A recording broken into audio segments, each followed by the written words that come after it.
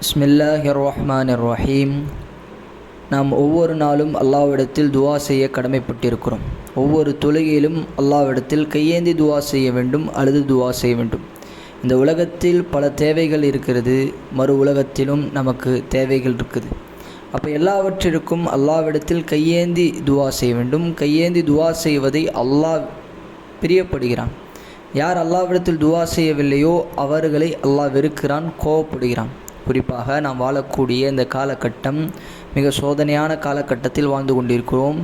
நாலா புறங்களிலும் முஸ்லீம்களுக்கு எதிராக சூழ்ச்சி செய்கிறார்கள், முஸ்லீம்களை ஒடுக்குகிறார்கள், முஸ்லீம்களுக்கு எதிராக பல திட்டங்களை தீட்டுறாங்க.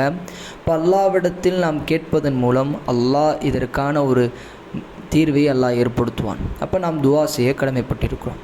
துவா செய்யும்போது அல்லாஹ்வை அதிகமாக புகழ கடமைப்பட்டிருக்கிறோம். அல்லாஹ்வை அதிகமாக துவாவில் புகழ்ந்தால் உடனே அந்த துவா கபூலாகும்.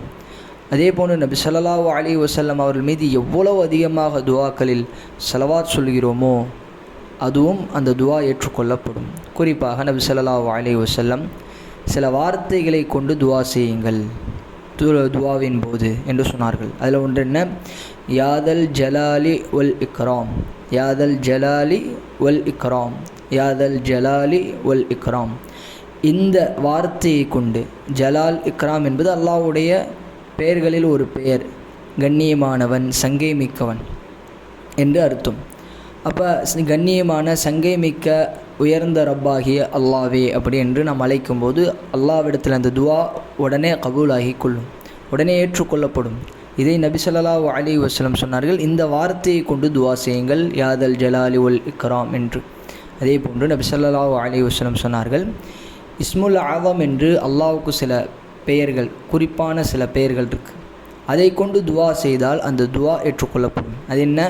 யா ஹய்யூ யா கையூம், யா ஹய்யூ யா கையூம், யா ஹய்யூ யா கையூம் என்று இந்த வார்த்தையை கொண்டு நாம் துவா செய்ய வேண்டும்.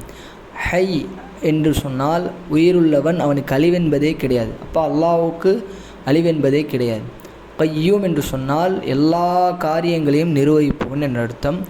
துவாக்களில் இந்த வார்த்தை யா ஹய்யூ யா கையூம் என்று இந்த வார்த்தையை நாம் சேர்த்து கொண்டு துவா செய்யும்போது அந்த துவா உடனே கபூலாகும்.